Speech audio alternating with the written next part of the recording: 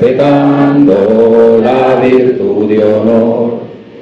Gloria al bravo pueblo que el yugo lanzó, la ley respetando la virtud y honor. Pueden sentarse.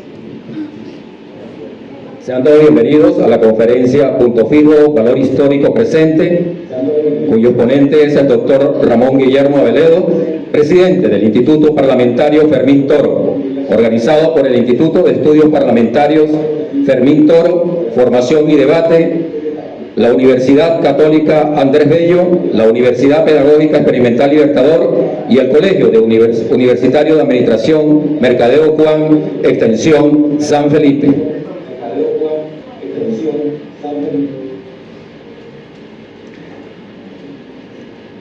Le damos también la bienvenida a todos los presentes y las organizaciones políticas que hacen vida en el Estado: Voluntad Popular, Futuro, Alianza Bravo Pueblo, Movimiento por Venezuela, Convergencia, 20, Lápiz, Primero Venezuela, Organización de Benjamín Rauseo, Fuerza Vecinal, COPEI, Concertación Ciudadana, miembros de la Comisión Primaria, Movimiento Rómulo Betancourt, Fuerza Yaracuy, Primero Justicia, Transparencia Venezuela, Un Nuevo Tiempo, Colegio de Periodistas del Estado de Yaracuy, Coalición Intergremial y algunos invitados especiales.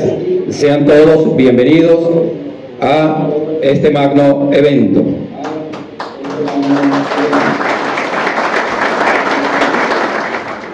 Bueno, buenos días a todos.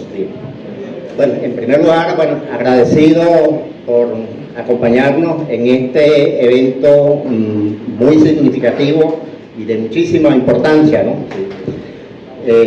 Saludamos al doctor Aveledo, que está conectado, y saludamos a todos los que nos están siguiendo en numerosos estados del país. Están conectados con este importante evento, ¿no? Yo quiero, en primer lugar, presentar al equipo de formación y debate que nos acompañan en este esfuerzo que estamos haciendo, ¿no? Aquí tenemos al doctor Francisco Tobar, director del CUAN, muy comprometido con la parte académica, y precisamente ese es el marco de formación y debate, ¿no? Está Omar Barragán, recientemente jubilado como director de la UPEL en San Felipe, comprometido y dándolo todo para que este esfuerzo realmente salga adelante, ¿no? Isaiza Ledesma, conocida por ustedes, bueno, una trabajadora incansable, presidenta de la Fundación Marcelino Pan y Vino, y acompañándonos en este esfuerzo también. Francisco Cadeviel es periodista, fue candidato a la gobernación y después alcalde de San Felipe por el PSV, está aquí con nosotros también acompañando este esfuerzo. Y quiero mencionar a dos figuras que no están hoy con nosotros acá presencialmente, pero tan comprometidas como todos nosotros en este empeño, ¿no? Me refiero al profesor catedrático Lázaro Álvarez, escritor, sí, que está en Caracas y que nos está pues, también siguiendo en este acto, ¿no?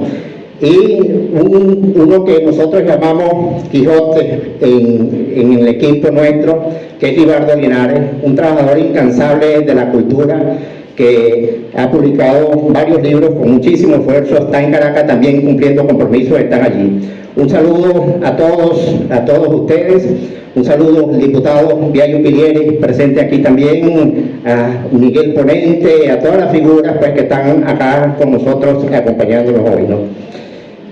Y luego quiero referirme a lo que es el equipo, el objetivo de formación y debate.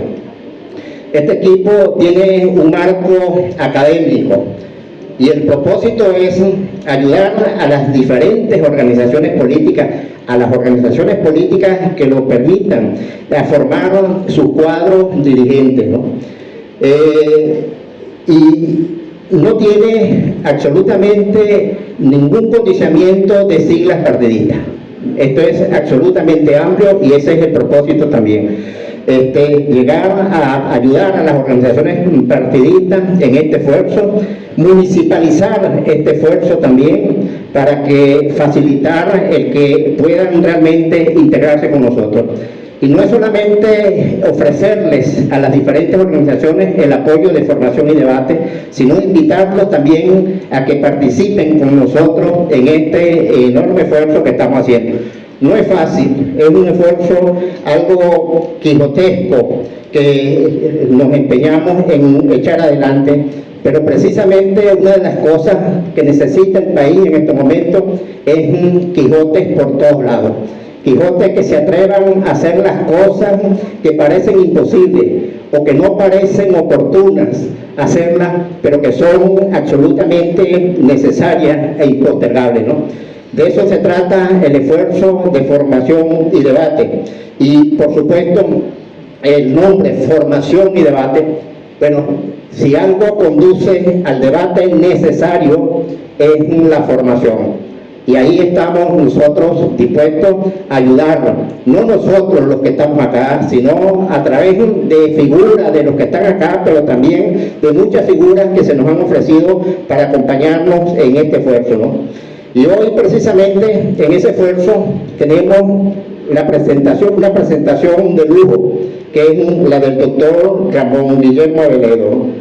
Que va a hablar sobre el pacto de Punto Fijo, pues, ¿sí? Y yo creo que eso es un tema absolutamente oportuno en estos momentos en que estamos con una situación absolutamente crítica, difícil en el país. ¿Quién mejor que el doctor Aveledo, bueno, para hacerlo, ¿no?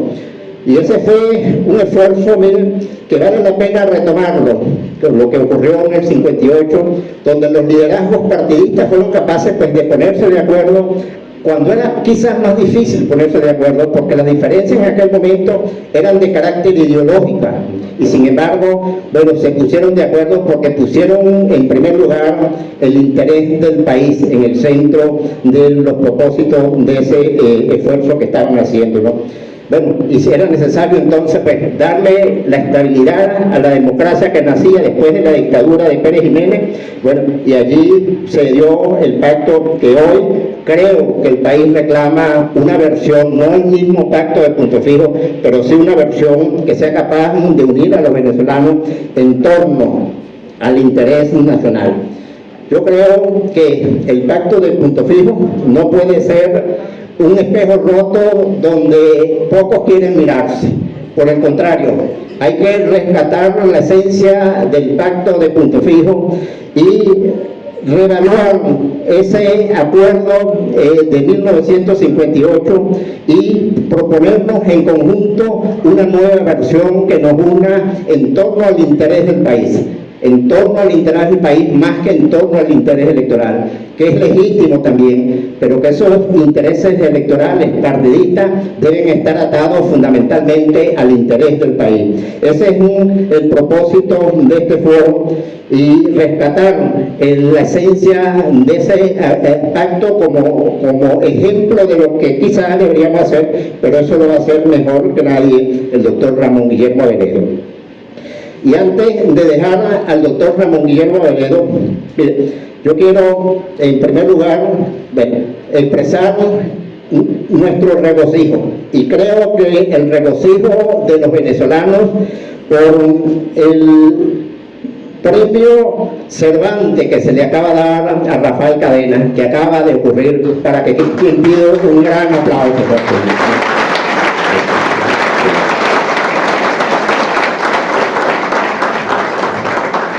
Rafael Cadena, de 93 años, acaba de recibir el premio Cervantes, ¿no? Y tiene que ser un orgullo para los venezolanos.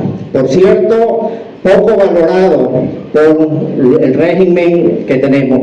más bien desestimado absolutamente el premio de Rafael Cadena. Rafael Cadena es un monumento a la humildad, un monumento absolutamente a la humildad. Por allá en 1977 daba unas declaraciones al diario El Nacional, y una de las cosas que decía, fíjense, tanto tiempo atrás, es que sigo preguntándome si vale la pena publicar lo que escribo, decía aquel humilde momento. Sigo preguntándome si vale la pena publicar lo que escribo. Y fíjense, 50 años después, está recibiendo el Nobel Hispanoamericano en España, pues. Y eso tiene un enorme mérito, ¿no? Pero también desde hace mucho tiempo ha venido pregonando su preocupación por la defensa de la democracia, y lo acaba de hacer también ahora al recibir el premio Cervantes allí, cuando dice que hay que preocuparse por la democracia, que hay que defender la democracia y que hay que educar para la democracia. Y precisamente allí quizás, ¿no?, hemos fallado todos, ¿no?, el educar para la democracia, ¿no?, que hemos dado por hecho y dimos por hecho durante mucho tiempo que la democracia no corría riesgo, y teníamos el riesgo a pata de lingo, como decimos el criollo, ¿no? Y ahora tenemos que hacer un inmenso esfuerzo para rescatar precisamente esa democracia, que es también rescatar al país, ¿no? Dicho esto, yo quiero también referirme a otra situación que no puede pasar por alto, ¿no? Y es la persecución de que está siendo objeto Juan Guaidó a nivel del país, ¿sí? Nosotros estamos acá reunidos, diferentes organizaciones, sin exclusiones de ningún tipo, como pueden ver, con referentes de toda la sociedad civil también acá, ¿no? Sí. Y yo creo que es oportuno, y hay que decirlo, porque a veces si en algo pecamos en política es que damos las cosas por obvio, ¿no? Hay que decir que Juan Guaidó está siendo perseguido por el régimen, que su familia está corriendo riesgos y peligros, y que, bueno, en estos momentos está fuera del país, y que nosotros tenemos, es uno más, pues, que se agrega a la inmensa lista de persecuciones allí, ¿no? Entonces, dicho esto, bueno, y recalcando que Formación y Debate es un equipo, bueno, con un marco fundamentalmente académico, pedagógico, y que pensamos realmente que las organizaciones acepten, así como nosotros vamos a aceptar la colaboración de todas las organizaciones, sin distingo de ningún tipo, que acepten también la colaboración nuestra para ayudar a la formación de sus cuadros y para formarnos nosotros también. Creo que no hay forma de formar a los demás sin formarse uno también. Quiere decir que nosotros estamos en ese proceso formándonos con ustedes, formándonos con las organizaciones partidistas, y pedimos, bueno, que también nos permitan acceder a las distintas organizaciones partidistas con el propósito de ayudar. Y esto, repito, no tiene ninguna atadura, ningún condicionamiento con siglas partidistas alguna. Esto es simplemente académico, y así pensamos mantenerlo. Así que vamos a hacer también ese esfuerzo que decía, para municipalizar este esfuerzo, para conversarlo con las organizaciones partidistas, y nosotros y otros que vendrán con nosotros a los municipios a formarles, a ayudar a formarles los cuadros a los distintos partidos políticos. Y repito, sin excepción, sin excepción. Por último, yo quiero agradecer enormemente la presencia de la Comisión de Primaria en pleno, que está acá, encabezado por él, Diseño. Sí. Muchísimas gracias. Y agradecer a cada uno de ustedes, bueno, por esta presencia masiva que sobrepasó las estimaciones que teníamos acá. Y eso, pues, nos enorgullece, pero también nos dice la inmensa preocupación que tienen cada uno de ustedes por la situación del país y por aprovechar las oportunidades. Aquí estamos, bueno, y como decía una propaganda una vez, y aquí seguimos. Vamos a dar la pelea, vamos a ayudar a formar a la gente, acepten nuestra colaboración y nosotros con los brazos abiertos aceptamos la colaboración de cada organización partidista que quiera ayudarnos en este esfuerzo. Así es que de eso se trata. Voy entonces a pasar a presentar al doctor Ramón Guillermo Aveledo, ¿no? Hay dirigentes políticos, como esos dirigentes, por ejemplo, que suscribieron el Pacto de Punto Fijo en 1958, que verlos es así como me contaban unas personas que tuvieron la oportunidad de estar cerca del Papa Juan Pablo II cuando visitó a Venezuela, que les transmitía una espiritualidad que los llenaba de un gozo interno, ¿no? Y que se iban para la casa como si fuesen visto en vida a un santo, pues. Y después se convirtió en santo, ¿no? Bueno, esas que vieron al Papa sentían eso, ¿no? Y yo les digo una cosa, miren, cuando uno revisa el panorama político desde 1958 para acá, de aquellas figuras que firmaron el Pacto de Punto Fijo, y ve a Ramón Guillermo Aveledo, pues miren, yo no sé ustedes, pero yo siento que esa es la figura que uno quisiera ver en la política y que es la figura de la que uno quisiera estar cerca para aprender mucho, ¿no? Y es la figura que realmente se perfila a nivel nacional como accesible a todos. Y yo no sé por qué esas figuras tan relevantes a nivel nacional que han existido y siguen existiendo siempre son tan sencillas. Y Ramón Guillermo Aveledo es un hombre sumamente sencillo, accesible y dispuesto siempre a ayudar a las organizaciones partidistas y muy preocupado, ¿no?, por la formación. Ramón Guillermo Aveledo fue un parlamentario al Congreso, bueno, yo diría que durante toda su vida, ¿no?, individuo de número de la Academia de Ciencias Políticas y Sociales, autor de numerosos libros y de más de 10 ensayos sobre política y valores, presidente del Instituto de Estudios Parlamentarios y, repito, absolutamente preocupado y comprometido con el tema formativo. De eso precisamente se trata el Instituto de Estudios Parlamentarios de Ramón Guillermo Aveledo, de formar, de ayudar. Y así como lo hacemos nosotros acá, ajenos a todas las siglas, así lo hace Ramón Guillermo Aveledo.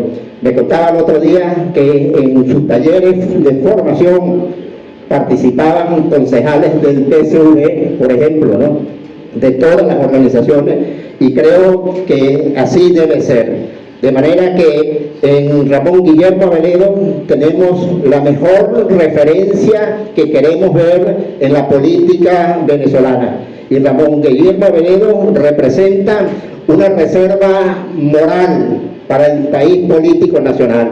Sí. Y creo que debemos sacarle el máximo provecho a ese instituto que él preside, y él siempre dispuesto a dar su colaboración. Nos honra muchísimo que sea el doctor Ramón Guillermo Aveledo quien aborde pues este tema del Pacto de Punto Fijo, y con el doctor Ramón Guillermo Aveledo quedan todos ustedes, pues. Así que es un aplauso para el doctor Aveledo.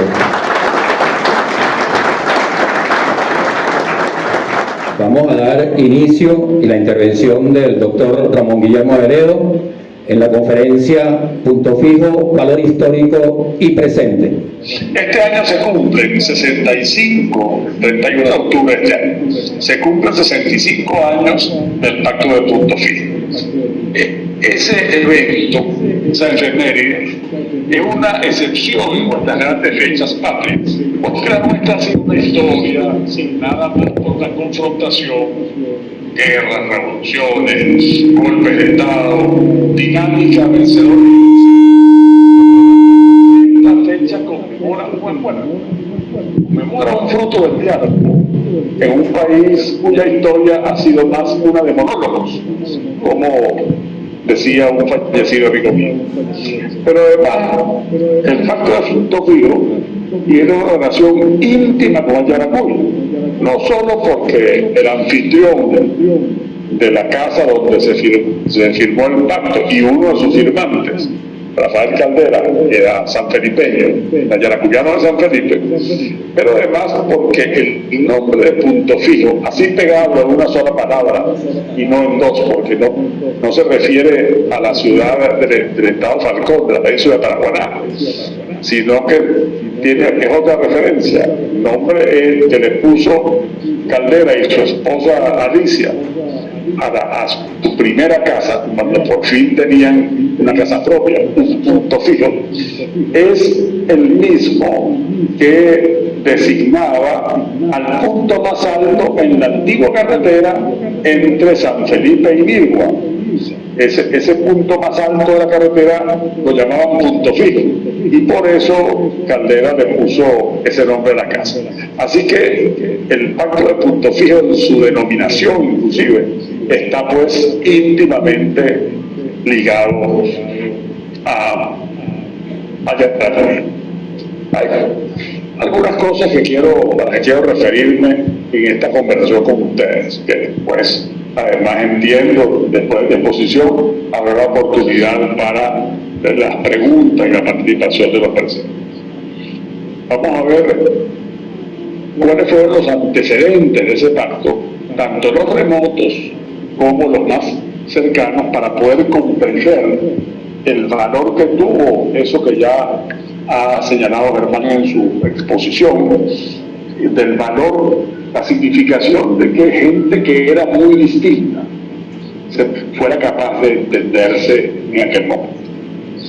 Yo creo que la primera cosa que debemos decir es que los antecedentes que animaron a Punto Fijo fueron primero que todo los fracasos. Yo quiero subrayarlo porque no debemos pensar que solo en el éxito se aprende, en el fracaso se aprende y se aprende mucho.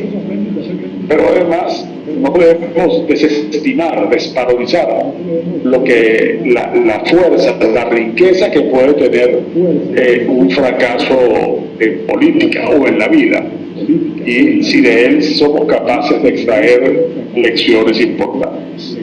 Los fracasos anteriores enseñaron el camino para que los líderes del 58 llegaran al acuerdo de Punto Fijo. Un fracaso o dos fracasos fueron los intentos previos de democratización. La idea de democratizar Venezuela, que encarnó hacia la primera mitad del siglo XX, después de la muerte de Gómez. Gómez muere en diciembre del 35 y empieza en este último tercio de la primera mitad del siglo un afán democratizador. Y hubo dos intentos democratizadores.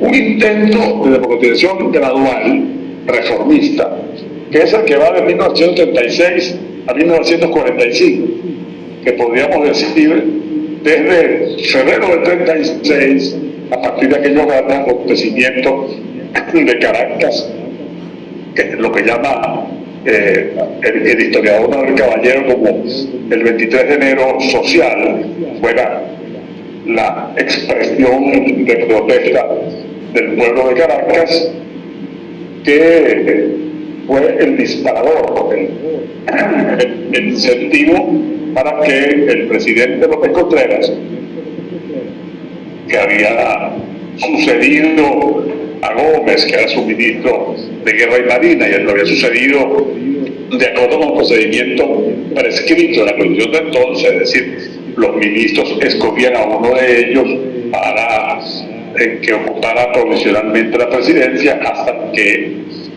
el Congreso designara a un titular. Bueno, López dicta en ese momento el llamado Programa de Febrero, que es un programa de democratización, un programa progresivo de reinstitucionalización del país. El intento gradual, cauteloso, de arriba hacia abajo, conducido por las élites tutelares, la élite militar y la élite civil, del 36 al 45 va a colapsar en octubre del 45, bueno, por defectos, porque era menos de lo que el país esperaba.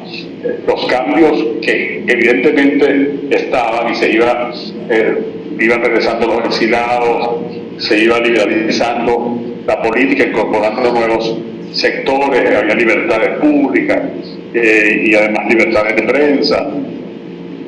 Y, pues, con limitaciones que no se pueden ignorar, organización de partidos.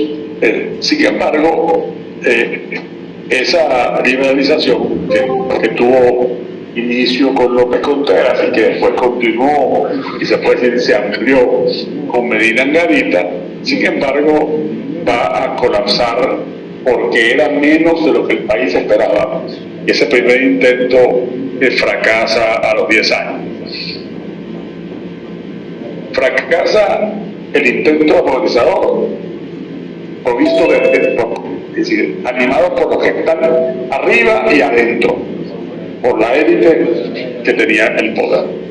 Bien, después entonces un segundo intento, que es ya no reformista, ya no gradual, sino revolucionario, que ocurre a partir del 18 de octubre de 1945, con la llamada Revolución de Octubre, el golpe que dan los oficiales jóvenes de las Fuerzas Armadas junto con un nuevo partido político que está fundado en 1941, pero que venía, era la expresión de la evolución política en un sector importante de la opinión, que era Acción Democrática. Ese intento revolucionario, así como el intento gradual, colapsó a los 10 años, porque quizás era demasiado lento, demasiado cauteloso. El intento revolucionario colapsó a los 3. 3 años después había fracasado. Allí hubo avances muy grandes desde el punto de vista democrático, hubo una apertura mucho mayor a la incorporación de distintos sectores. El voto ya no era un voto para hombres mayores de 21 años que supieran leer y escribir, sino para todos y todas en Venezuela a partir de los 18, con lo cual esa votación universal adquiría una gran potencia. Se dictó una constitución que incluía una organización de Estado social de derecho, que incluía una serie de derechos humanos y de garantías sociales, y hubo evidentemente avances en la organización no solo política, sino también sindical. Sin embargo, aquellos momentos que estuvieron signados por una confrontación política muy intensa, por el sectarismo, la intransigencia, iba a colapsar, podríamos decirlo resumidamente, porque fue, así como el intento reformista fue menos reformador, menos avanzado de lo que el país aspiraba, este intento revolucionario fue tal vez demasiado para lo que el país podía soportar, al punto que cuando ocurre que los jóvenes militares que habían estado aliados en la Revolución de Octubre y que habían hecho profesión de ser revolucionaria, resolvieron tomar el control del país en el 24 de noviembre del 58, pues no solo no hubo una reacción fuerte del mundo militar para impedirlo, sino que tampoco hubo una reacción social fuerte. El país estaba atónito frente a aquello, y estamos hablando de que el partido que había elegido al presidente Gallego, presidente del puesto, Acción Democrática, tenía una votación reciente de alrededor del 80% de electorado. Y siendo un partido pues de esa fortaleza, de ese tamaño, y que despertaba un tan grande fervor popular, sin embargo, no hubo mayores reacciones cuando los militares tomaron el poder. La enseñanza probablemente de estos dos intentos era que por más que ellos trajeran avances, trajeran progresos, no se podía consolidar esos progresos, se trataba de iniciativas unilaterales, iniciativas que desde un sector se entregaban a todo el país o se imponían sobre todo el país. Y ya antes había ocurrido en Venezuela, porque cuando le dije al comienzo de que estamos en una historia que principalmente es una historia de la confrontación y del monólogo, más que del diálogo, hay muchos datos que así lo dicen. Antes de eso, habían fracasado en Venezuela la política de la fusión política de la llamada Unidad Nacional en marzo de 1858. El país, a mediados del siglo XIX, bueno, harto de la corrupción y la arbitrariedad y el nepotismo del periodo llamado el Monagato, donde se apropió del poder una familia y alternaba los cargos, inclusive la presidencia de la República, a miembros de ella. A raíz de eso, bueno, un gran encuentro de elementos conservadores y elementos liberales, se produjo la Revolución de Marzo, fue una revolución breve, incruenta, que encumbró la presidencia de la República al que era presidente, como se llamaba entonces, del Estado Carabobo, el general Julián Castro. Era una figura discreta, una figura de poco liderazgo. Y se formó un gobierno de unidad nacional, con liberales y conservadores. Esa Revolución de Marzo del 58, que va a producir una constituyente, que va a producir una nueva constitución de brevísima duración, un momento en el cual hay dirigentes de gran relieve, voces como Fermín Toro, el hipónimo del instituto que dirijo, o Gual, o Sanojo, sin grandes juristas, hombres de Estado, en los debates de la constituyente, en la Convención de Valencia, van a decirnos ¿cómo se llama? Una cantidad de orientaciones acerca de las visiones de futuro, y que piensan que pueden por esa vía ordenar las cosas, reordenar la política y evitar la guerra.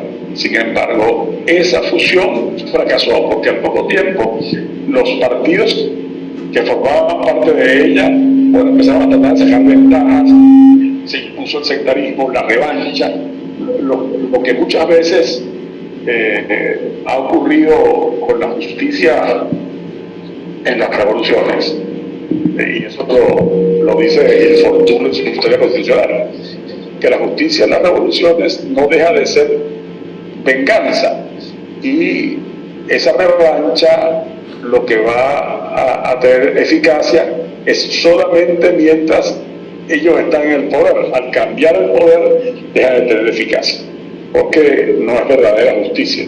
Pero ese sectarismo, ese deseo de arrimar la brasa a su sardina, de aprovecharse, hizo colapsar el intento de unidad nacional de marzo de 1858.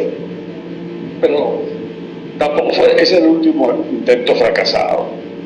Uno se pregunta históricamente qué habría ocurrido si las conversaciones entre Páez y Antonio Leocadio Guzmán en 1861.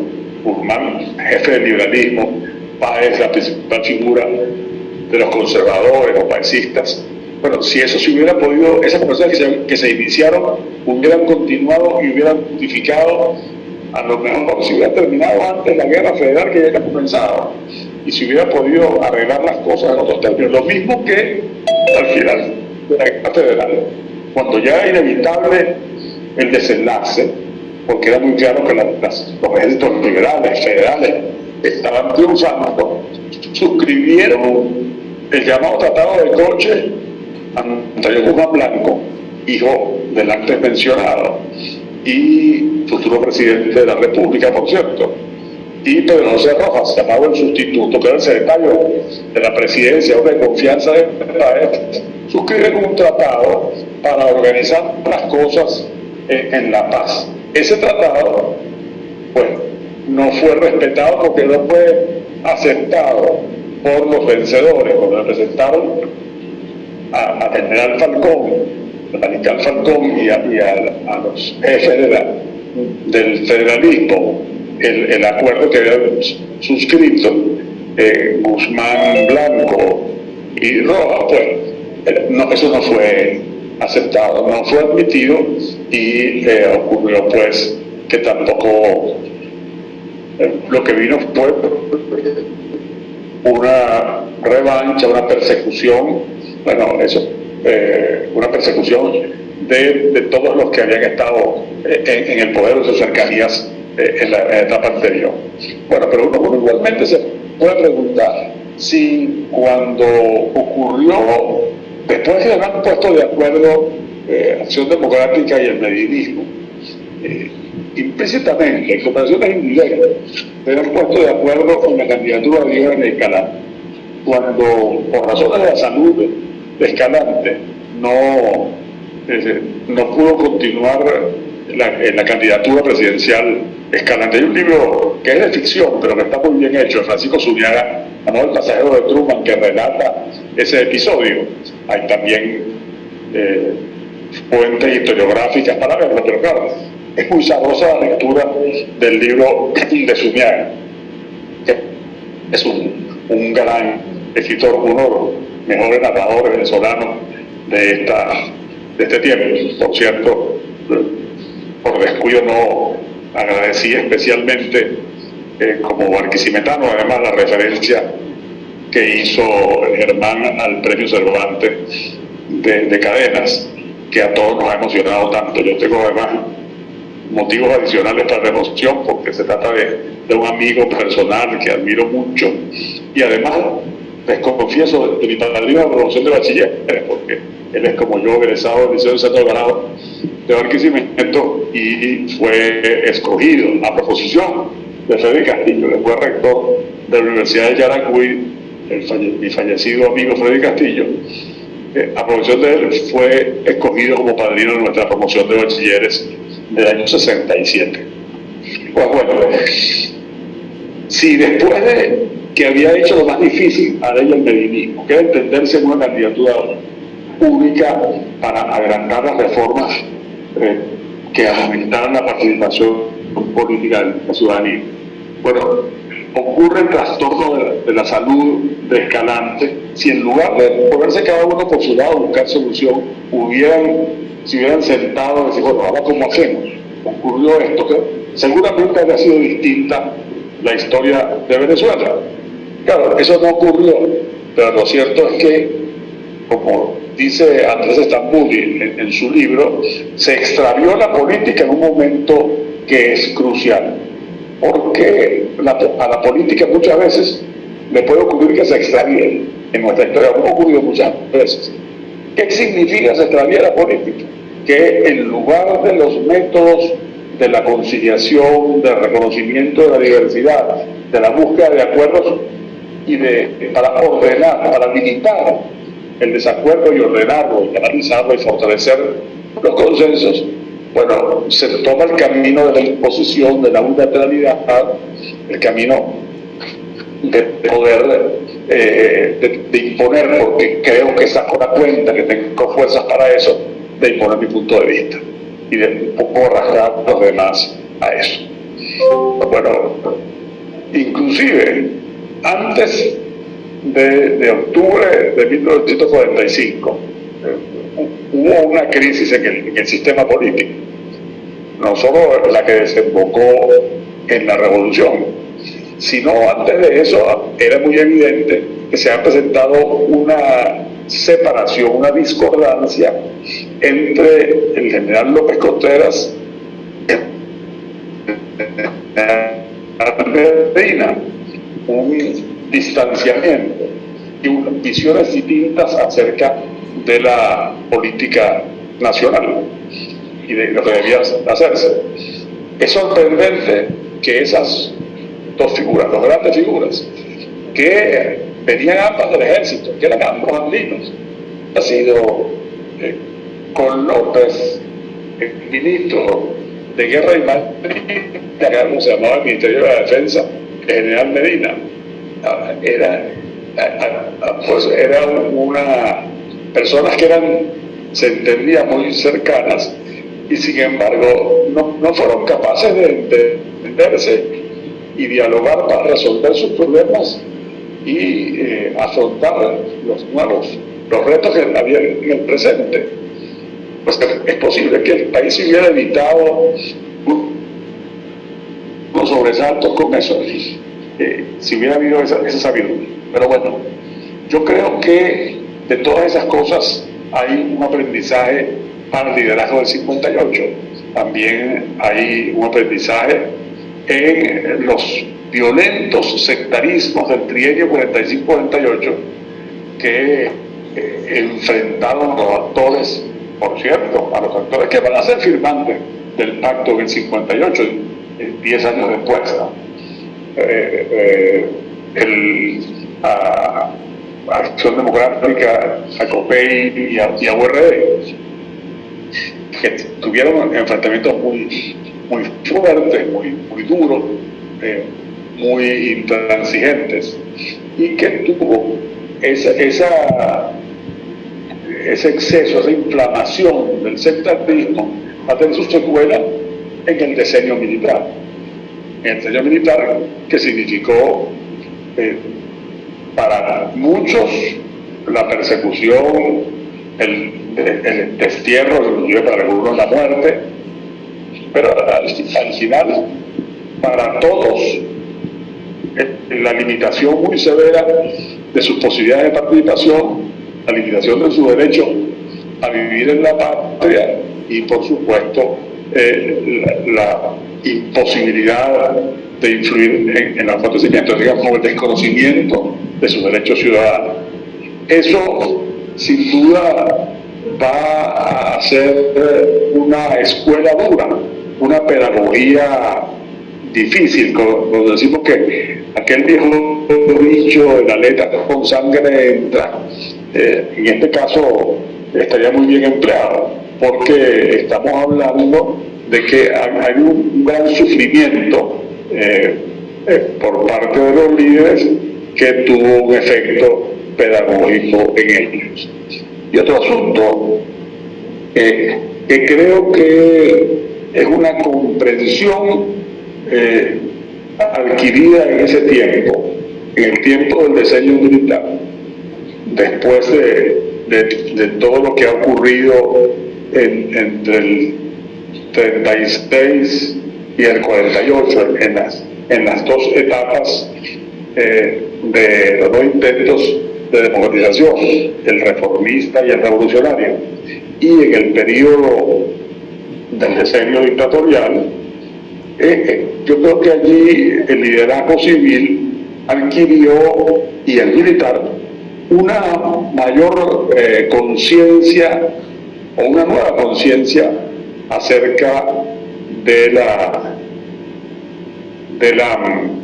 papel político de las Fuerzas Armadas en Venezuela. El hecho de que al gomecismo lo relevaran las Fuerzas Armadas, así que de las Fuerzas Armadas salieron López y Medina, y era muy evidente que la importancia que la institución militar tenía en el equilibrio de poder en el país, el hecho de que la revolución fue posible en la medida en que convergieron en ella no solo un partido político con respaldo popular, sino además la joven oficialidad militar que efectivamente controlaba los mandos operativos en la mayor parte de las unidades del país. Pero además también ocurre que en la crisis final, a la cual nos referiremos, de la dictadura, la crisis final que empieza a verse, sobre todo a raíz de la ley del plebiscito, como una crisis social y política, está el ingrediente de la crisis militar como una parte decisiva en aquel cambio del 58. Entonces, ese papel político de las Fuerzas Armadas, la comprensión del papel político de las Fuerzas Armadas nacionales en Venezuela va a ser sin duda una metabolización, una maduración importante en el liderazgo. Lo vamos a ver en el Pacto de Punto Fijo y lo vamos a ver, por cierto, muy reiteradamente la especialísima sensibilidad que tenía para eso el presidente Betancourt, que va a tener muy claro que tan pronto es electo presidente, enseguida empieza un diálogo constante, no solo con los altos mandos, sino además con los comandos de las unidades militares en distintas regiones del país, para explicarles con mucha franqueza lo que está ocurriendo. Aparte de esos antecedentes que podemos llamar más o menos remotos, hay unos antecedentes inmediatos, cercanos, que también hay que comprender. En el año 52 había muchas diferencias entre los opositores venezolanos. Estaba muy fresco el trienio y sus enfrentamientos muy radicales, y cuando se va el gobierno militar convoca las elecciones constituyentes, bueno, y ya no es exclusivamente limitada a raíz de la muerte, del asesinato de Delgado Salbón, y se busca para presidir la Junta a un civil, por cierto, de la generación del 28. Entonces Flameris, que era embajador en Perú, y lo traen a presidir la Junta. Pero en ese momento se convoca a un proceso electoral para la Asamblea Nacional Constituyente, y Acción Democrática y el Partido Comunista no pueden participar. ADE era muy perseguida desde el comienzo y legalizada casi inmediatamente después del 24 de noviembre, y en el caso del Partido Comunista estaba ilegal desde mediados del año 49. Entonces no podían participar, y predicaron activamente la abstención en esos comicios. URD y COPEI sí participaron con muchas limitaciones. Yo he revisado la prensa de la época y me veo las dificultades que tenían para expresarse, para aparecer en la prensa los dirigentes políticos de la oposición en aquel momento. Pero ocurrió, sin embargo, que las bases y los simpatizantes de esos partidos, de AD, que era el partido mayoritario, del Partido Comunista, que era un partido pequeño pero importante, no acataron la línea de sus dirigentes y fueron a votaron mayoritariamente por las listas de URD, que en Caracas encabezaba Jovito Villalba y don Mario Briceño Irarrázaval. Y se produce un triunfo de la oposición. COPEI mantiene sus bastiones de los Andes y obtiene una votación importante en el resto del país. URD es el triunfador. La organización política del gobierno, que es el FEI y la organización independiente, obtienen un resultado que no es malo, pero pierden las elecciones. Eso conduce al fraude y al desconocimiento de la elección. Un fraude que proclama unos resultados distintos a los que se habían producido en las urnas. Eso trae la renuncia de la directiva del Consejo Supremo Electoral, el doctor Vicente Grisanti y otros, que se asilan en embajadas para evitar su detención, porque se negaban a firmar unas actas electorales con resultados que no eran los que había ocurrido, y el desconocimiento por parte de URD y de COPEI de los resultados oficiales y su no incorporación a la Asamblea Constituyente. Pero lo que destaco es esa diferencia que había entre los opositores. En el proceso del desarrollo político de todo el decenio, ya para 1957 van a empezar las coincidencias. Coincidencias que no eran exactamente conversadas, sino que se producían por análisis de la realidad coincidente. Vamos a tener, en el 57, el presidente Gallegos, que ha sido derrocado por el golpe de Estado, el doctor Villalba, que había sido víctima el 52, o la víctima principal en el 52 del desconocimiento del triunfo electoral, y Rómulo Betancourt, el secretario general de ADE, que está en el exilio. Todos coinciden, cada uno desde sitios distintos, Gallegos desde México, Villalba desde Nueva York, Betancourt desde Puerto Rico, en decir, mire, el 58 de elecciones, que estaba así previsto en la Constitución, establecía el artículo 104 constitucional, y hay que prepararse para participar en esa elección.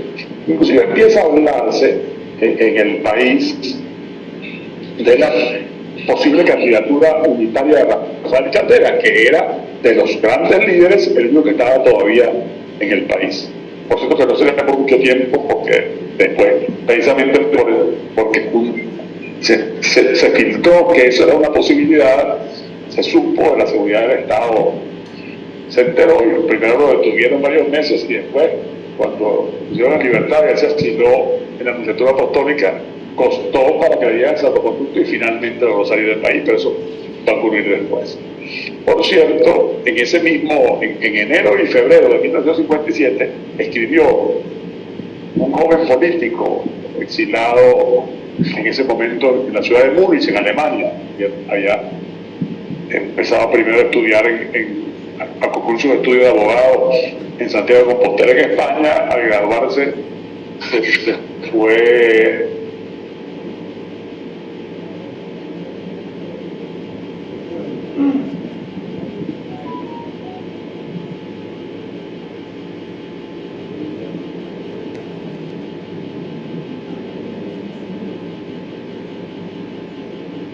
Herrera Campins, que es partidario, que está exilado desde hace un buen tiempo, se expresa en un ensayo llamado Frente a 1958, que es publicado en el exilio, que es partidario de participar aún en muy malas condiciones.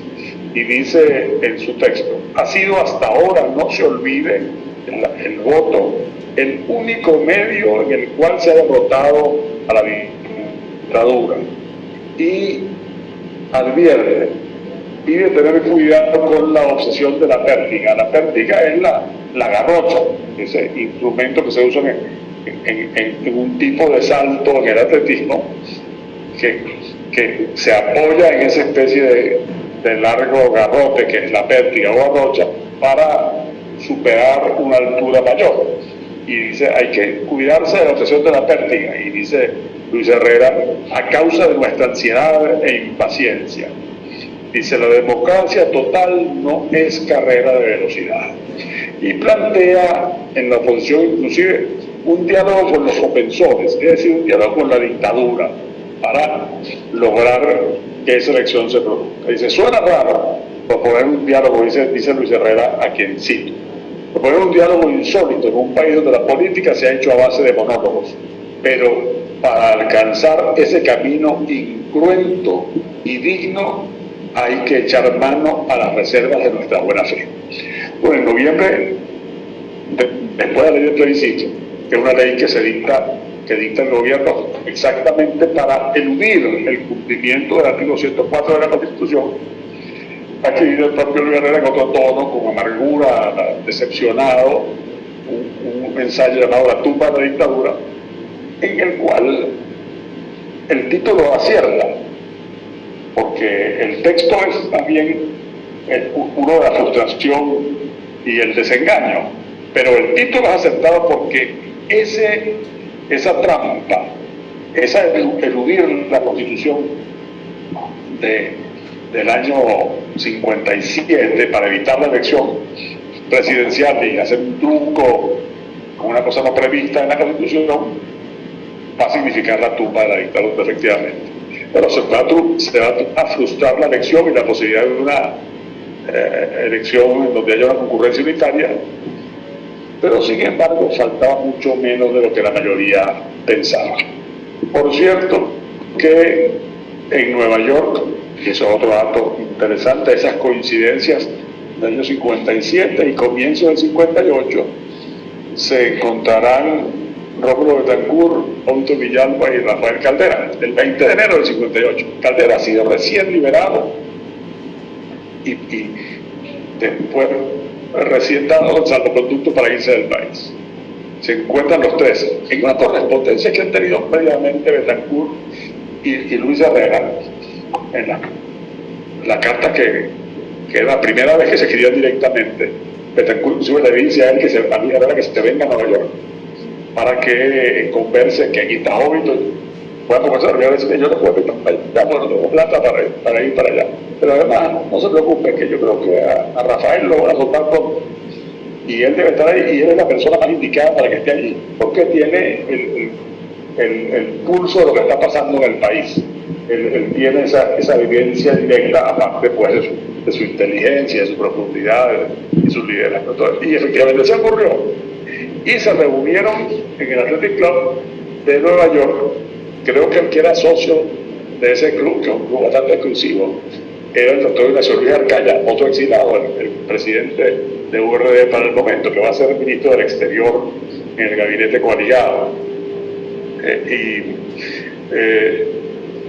El doctor Velázquez, en su reseña histórica de ese proceso, dice que allí los líderes hicieron un examen de conciencia y propósito de enmienda. Usó unas metáforas, digamos, usando los recursos de la confesión en el catolicismo.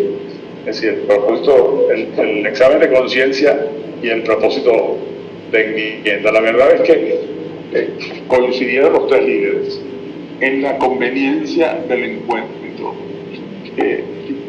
Faltaba muy poco ya para el fin de la dictadura. El 1 de enero la crisis militar revienta con un alzamiento mayor. Tiene que hacer unos cambios en el gobierno y en la dirección de la Fuerza Armada. Pérez Jiménez, pero la cosa ya no había manera de remendarla, y el 23 de enero va a caer el gobierno. En el 57 también, en el mes de junio, hay otro dato que es interesante, y es que se forma en el mes de junio la Junta Patriótica. La Junta Patriótica va a ser la dirección clandestina de la oposición en esa etapa final. Es fundada en junio de 1957, sí, pues más o menos, sin menos de un año antes del fin de la dictadura. Y el Partido Comunista, y es García Ponce, Guillermo García Ponce, el que convoca a otros dirigentes, y esa iniciativa es aceptada por los otros partidos, a donde van dirigentes que no son de primera fila, es decir, no tienen en sus partidos la jerarquía que sí tenía García Ponce en el PCB. Y García Ponce era uno de los más altos dirigentes del Partido Comunista. Ahí estaban, por URD estuvo Fabricio Ojeda, José Vicente Rangel y Amílcar Gómez, y por Acción Democrática va a estar Moisés Gamero, que va a ser sustituido por Silvestre Tijucarán. Y por COPEI, el primero que está es de Pablo Viral, y va a ser sustituido por Enrique Aristiqueta Campo, que en aquel momento era miembro de la Dirección Nacional Juvenil. Esto que les indica que también, por efecto de la prolongada dictadura, de los exilios, de las persecuciones, eso se había generado relevos en la dirigencia con protagonismo, internamente. Pero, por cierto, hay que destacar que, Amílcar Gómez y Pedro Pablo Vilar son detenidos por la Seguridad Nacional y apresados. Entonces los sacan de circulación y allí va pues, a tener ese protagonismo mayor. En el caso copellano, Enrique Aristiqueta Gran, que gracias a Dios aún vive, un testimonio viviente de esa época, y Fabricio Ojeda, quien era, por cierto, periodista que cubría la fuente de Miraflores, y que ese papel de periodista, de alguien que es un dirigente clandestino, pues libre de sospechas, le permitía pues contacto, acceso a informaciones. El programa de la Junta es amnistía, elecciones libres y gobierno democrático. programa muy sencillo, muy resumido. Y por cierto, el segundo manifiesto, la Junta Patriótica tiene una cita de Fermín Toro que yo quiero leer, no solo porque cita de Fermín Toro, hombre de gran elocuencia y sabiduría, uno de los grandes estadistas venezolanos del siglo XIX, sino porque además es una posición oportuna entonces y oportuna ahora. Dice, dos cosas imposibles existen, decía Fermín Toro: perderse con la Constitución y salvarse sin la Constitución. Fíjense ustedes qué cosa más interesante. Con el 58 hay la crisis militar, la crisis en la calle, que es un incentivo para la crisis militar, y finalmente ocurre el golpe, la caída de la dictadura, asume una junta militar de gobierno encabezada por el contraalmirante Wolfgang Larrazábal. Junta militar de gobierno se convierte en junta de gobierno poco después, porque salen dos de sus oficiales, los coroneles Casanova y Romero Villate, y son sustituidos por civiles en un dato que es muy importante, civiles provenientes del mundo empresarial. Eugenio Mendoza y Las Lamberti iba a ser, por cierto, años después, el primer rector de la Universidad Metropolitana, la universidad donde yo soy profesor ordinario. Eugenio Mendoza y Las Lamberti van a significar también una novedad, porque representan la incorporación a la primera fila del debate político y del juego del poder de los sectores empresariales. Eso va a ser un dato interesante del cual voy a hablar en breve. Hay alrededor del 23 de enero un espíritu del 23 de enero, no solo un espíritu de optimismo. Aquel año 58 va a ser un año signado por clima de optimismo, un año en el cual el país siente que puede empezar de nuevo. Pero también uno de los datos del 23 de enero es el espíritu unitario, esa idea de que todo podía resolverse poniéndose de acuerdo. Y los acuerdos van a ser el signo predominante a lo largo del año. Vamos a tener un papel nuevo de los empresarios en lo que llama Luis Herrera, un ensayo suyo, una doble maniobra, por parte de los políticos para ampliar la base de los cambios políticos representadores que se querían hacer, pero también una maniobra del liderazgo empresarial que va a adquirir así un protagonismo, un relieve y una influencia superior a su poder real en aquel momento, al menos. Se va a haber un acuerdo también de tregua social, un acuerdo del Comando Sindical Unificado, todavía no existe la CTV, el Comando Sindical Unificado y la dirigencia empresarial para posponer, digamos, los conflictos y tratar de evitar los conflictos que puedan alterar la marcha de la vida económica y social. Va a haber, por cierto, a lo largo del 58, amenazas regresivas, dos intentos de golpe de Estado. Uno encabezado por el que era ministro de Defensa, el general Jesús María Castro de León, que ocurre en julio, exactamente a mitad de año 58. Eso es sofocado, produce una gran alteración. Como eran vacaciones, yo estaba en ese momento en Caracas de vacaciones, me acuerdo la tensión que había en la ciudad y las murmuraciones, la angustia entre mis familiares por aquello que estaba pasando, ¿no? Y el modo como todo el país civil se puso al lado, rodeó y apoyó al almirante Larrazábal, y asimismo ocurrió con la mayoría determinante de las Fuerzas Armadas, a pesar del prestigio y el liderazgo que Castro no podía tener por su propia carrera militar. Al respecto comenta Caldera en un libro suyo muy interesante, se llama Los Causavientes, de Carabobo a punto fijo, comenta, el tiempo transcurría, las dificultades aumentaban, y de allí viene la idea de formalizar el compromiso. Si estos acuerdos que hemos tenido, este clima de entendimiento, este espíritu del Pedro, hay que trasladarlo, formalizarlo en un acuerdo que convengamos. Ahí entonces entramos a la fase que va a conducir al pacto político y al programa mínimo de gobierno.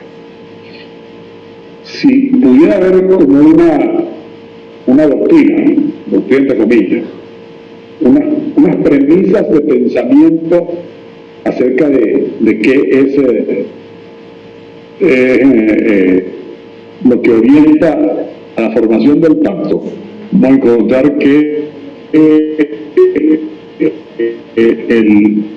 se asume como valor el equilibrio entre consenso y disenso.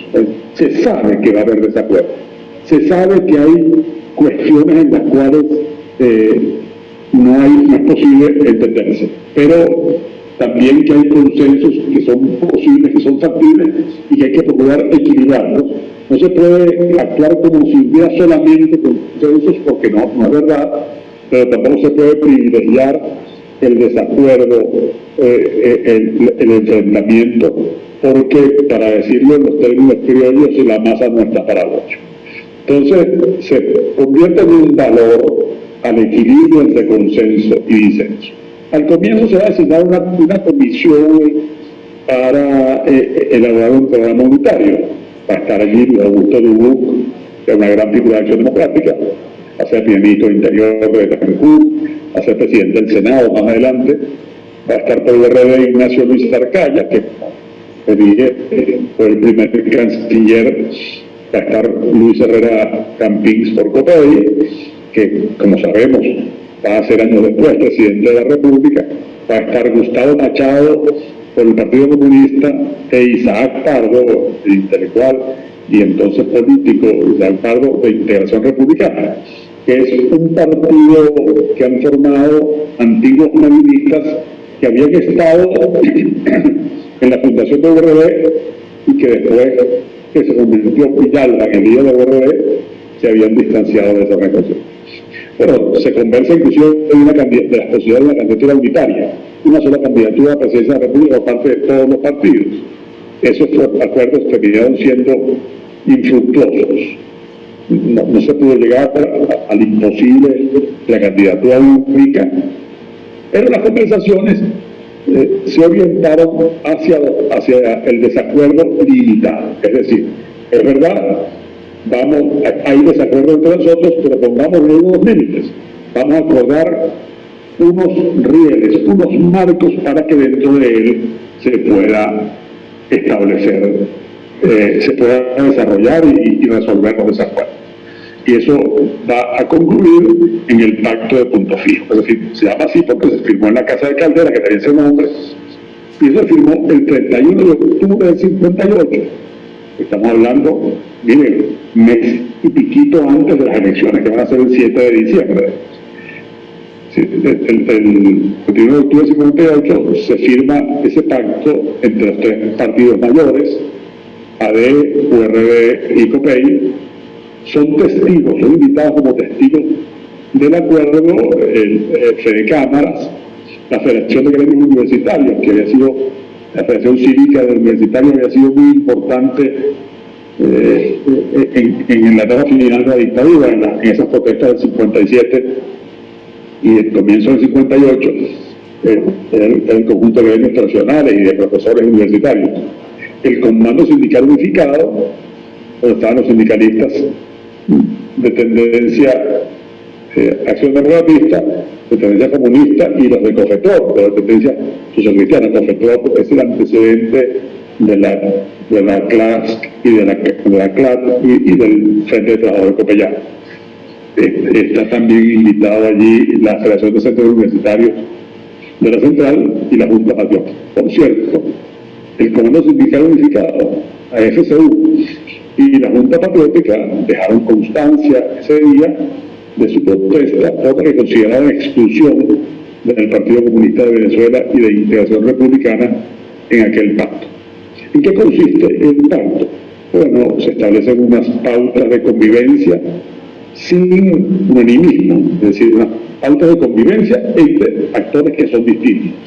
Un compromiso de respeto a las reglas democráticas, un compromiso de defensa de la constitucionalidad y el derecho a gobernar según el resultado electoral, el compromiso de formar un gobierno de unidad nacional en la cual participen los partidos firmantes sin hegemonía de ninguno, sin predominio de ninguno. El hacer un programa mínimo común, y se establece también que la unidad es compatible con la diversidad de candidaturas, con la tolerancia y el mutuo respeto.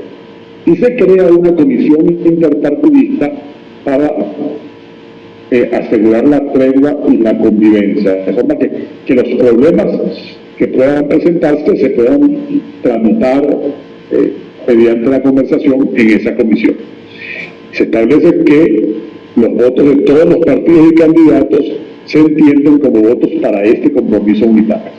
Por cierto, es de destacar que en la elección de diciembre del 58 no hay candidato prejimenista, no porque estuviera prohibido, sino que era tal la unidad del país como reacción frente a la dictadura recién depuesta, que los partidarios, que evidentemente tenían que haberlo, del prejimenismo no se atrevía a presentar una candidatura que habría sido en ese momento muy minoritaria.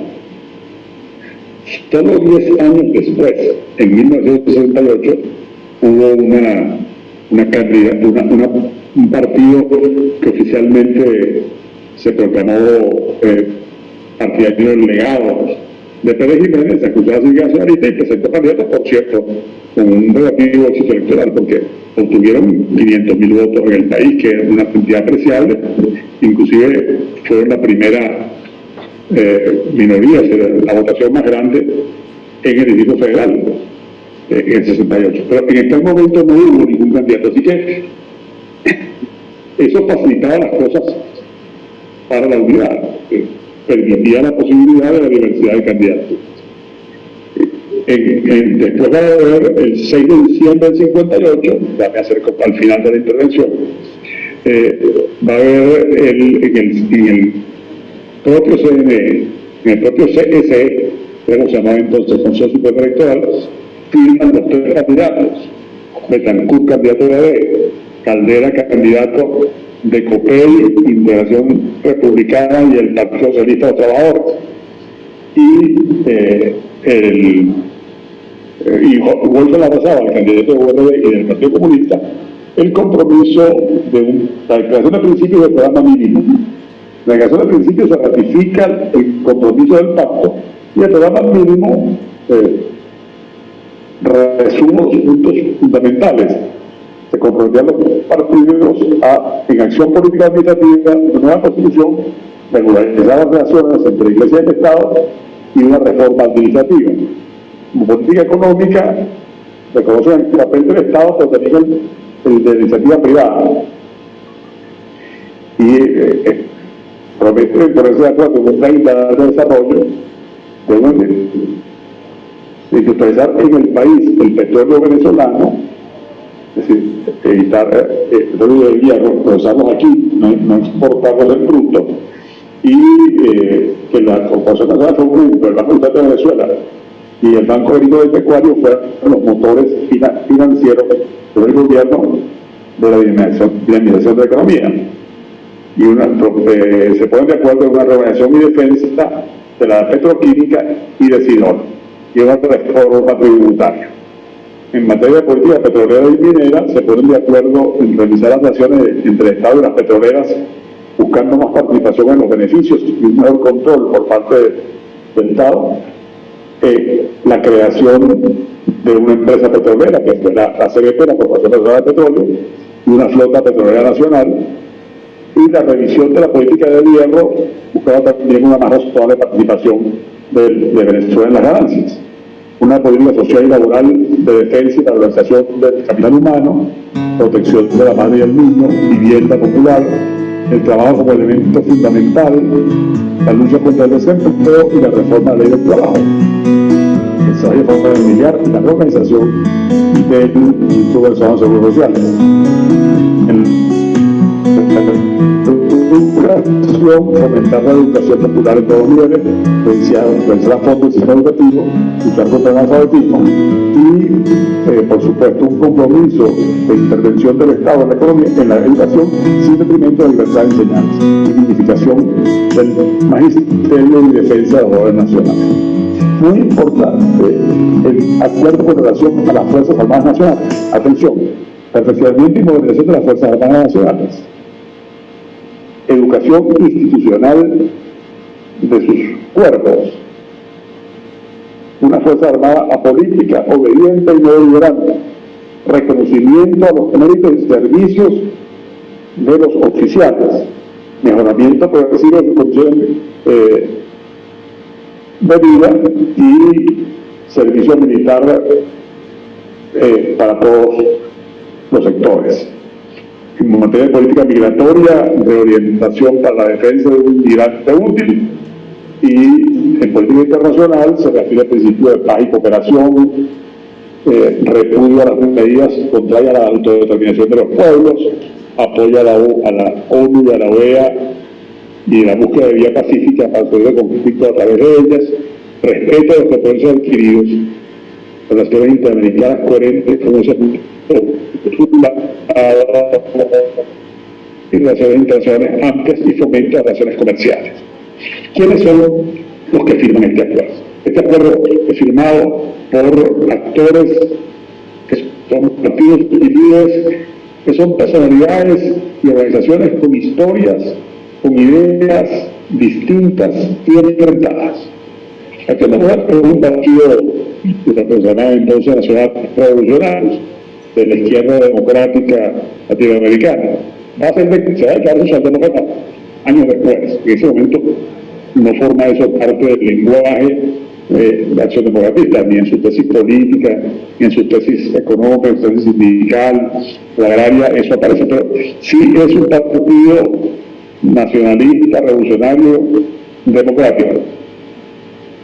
Y ya podemos decir de la tendencia aprista, de escuela del APA del Perú, o de ciertos partidos como Liberación Nacional en Costa Rica, o el PRD en la República Dominicana. Es decir, esos que van a ser la socialdemocracia latinoamericana, pero que en el momento todavía no se llaman así, ¿no? Es muy importante el componente laico en el partido en aquel momento, incluso algunos laicistas muy significativos, como por ejemplo el maestro Prieto, eran dirigentes muy prominentes de la ley, expresaban, o el profesor Ciso Martínez, expresaban esa visión laica de un modo muy ortodoxo.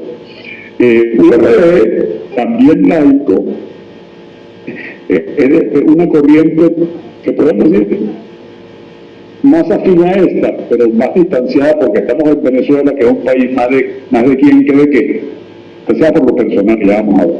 Pero claro, se inscribe en la tendencia histórica de los partidos liberales radicales de América Latina. Son partidos laicos, partidos democráticos, el Partido Radical Chileno, o el Liberal Colombiano.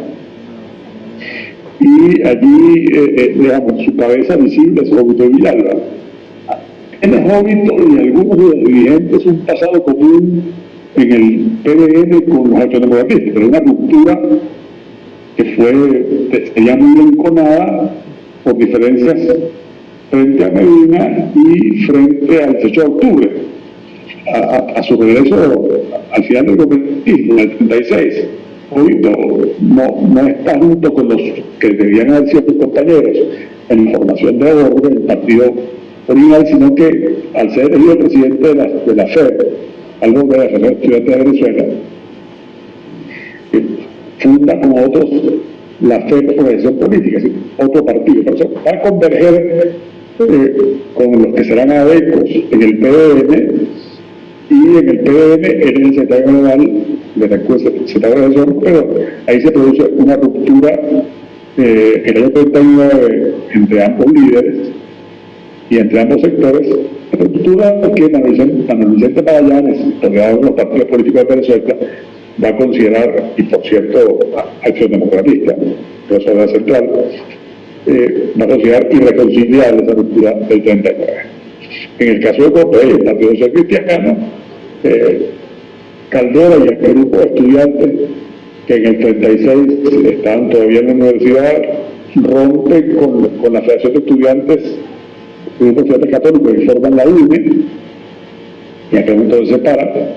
El anticomunismo es un dato muy importante en la posición política de ellos en aquel momento, así como su catolicismo. Ellos van a intentar, los mayores de la UNE, antes de fundar COPEI, hacen dos intentos de formación de partidos, Acción Electoral y Acción Nacional. Inclusive en algún momento se acercan al lopecismo y logran la elección de algunos diputados y concejales. Asimismo, se aproxima a Acción Democrática en el Consejo de Caracas para presentar una plancha alternativa a diputados federal al Congreso de la República. En esa época los diputados eran elegidos por los concejales y en Caracas había un solo consejo municipal. Y había una plancha del medilismo, porque Unión Popular, que era el Partido Comunista, y una plancha de ADE y Acción Nacional. Pero durante el trienio ADECO, el 25-48, hay una oposición muy fuerte de COPEI al gobierno revolucionario y una actitud muy secretaria del gobierno revolucionario hacia COPEI. Y ocurre lo mismo con el naciente URB. Sin embargo, estos líderes, que tenían un pasado tan distinto y tan enfrentado, tuvieron una lectura común de lo que era necesario en ese momento y fueron capaces de establecer objetivos compartidos y una estrategia dirigida para alcanzarlos y consolidarlos. Un tema al cual seguramente las preguntas tendré que referirme más, pero por lo pronto lo digo sumariamente. ¿Por qué no está el Partido Comunista en el acuerdo? Bueno, hay diferencias radicales de proyectos del Partido Comunista y estos tres partidos. El 13 de mayo, en la visita del presidente Nixon a Venezuela, hubo un gran problema que puso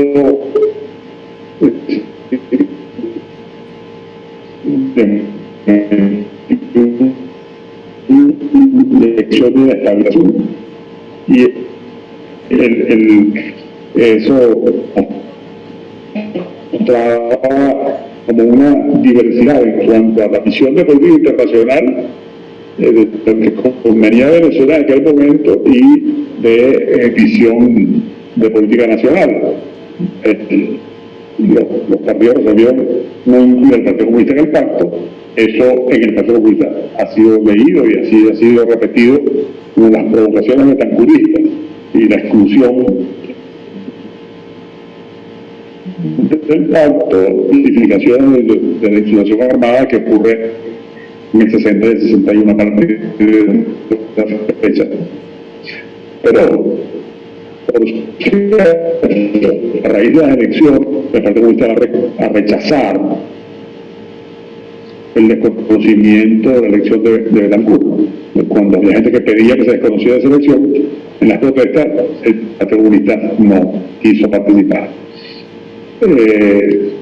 Creo que del pacto hay unos resultados y un balance que se puede hacer. Se logró, el pacto fue para un gobierno, pero su espíritu se proyectó a lo largo de 40 años de la vida venezolana.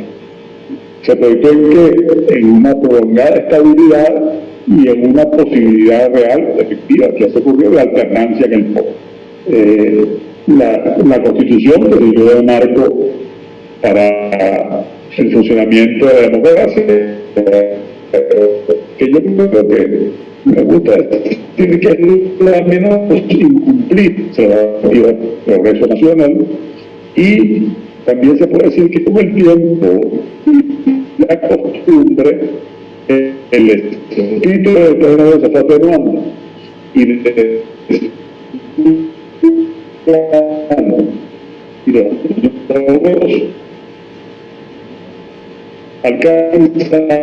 va a haber mucha confrontación. En la etapa final de ese periodo entre los partidos políticos va a ser muy distinta al espíritu de Punto Fijo. ¿Qué enseñanzas hay de esa etapa? Bueno, pues las enseñanzas creo que más importantes son, en primer lugar, que hay que aprender de la historia. A Winston Churchill, que alguna vez alguien le preguntó cuál era su consejo para un joven político, qué pensaba que debía hacer primero, y su respuesta fue: aprende historia, lee historia. En la historia están las enseñanzas, en la historia está bien. Pero bueno, la verdad es que ese aprendizaje es muy antiguo. Sí, uno puede decir que tiene que ver Punto Fijo con Aristóteles, pero pues sí tiene que ver, pues porque ya desde Aristóteles, en la antigüedad griega, estaba claro por qué se produce la degradación de los sistemas políticos y su inevitable colapso, pero también la importancia del equilibrio. Y una de las frases que me gusta más repetir a mí de Aristóteles es: no basta con concebir un gobierno perfecto, hay que concebir un gobierno practicable. Otro aprendizaje es que la estabilidad no es gratis, y tampoco la libertad es gratis, todos tienen un costo, y que la democracia exige pluralismo, tanto en su dinámica de funcionamiento, que hay alternativas, que hay alternancia, que hay reconocimiento de la diversidad de intereses, como en su base, para que el sistema político se parezca a la realidad social, que siempre es diversa. Bueno, yo hasta ahora aquí concluyo esta palabra, pero por supuesto estoy abierto a las preguntas y planteamientos de ustedes. Muchas gracias.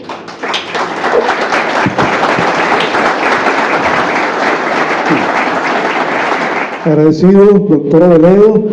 Como alumno de la antigua universidad llené mi libreta de notas, no voy a leer, no se asuste la audiencia, porque el último punto decía conclusiones, pero creo que sería hasta una impertinencia de mi parte, y no hablo en nombre del equipo, de hablar de conclusiones desde nuestra parte, porque es al contrario.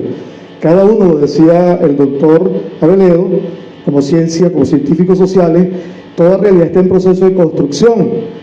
Edgar Morin dice que la complejidad de nosotros los seres humanos somos complejos, somos sapiens y demens, somos poetas y prosaicos, es decir, somos sabios pero también somos locos. Y como la política es hecha por hombres, esos hombres que estamos acá, y mujeres, genérico, ¿no? En términos de hacer política, aquí, frente a nosotros, doctor Aveledo, está un distinguido público que al final son quienes dirigen en los distintos espacios del Estado, municipio, Estado, como región y país, la política y lo que es el acto de gobernar. Creemos entonces que desde cada una de las personas que tuvieron a bien quedarse hasta el final, rebasamos las expectativas. Ofrecemos disculpas porque pensamos que con 100 personas estábamos ya como que cubriendo lo que nos establecimos. Bueno, llegaron a 200, algunos quedaron allá afuera, ¿no?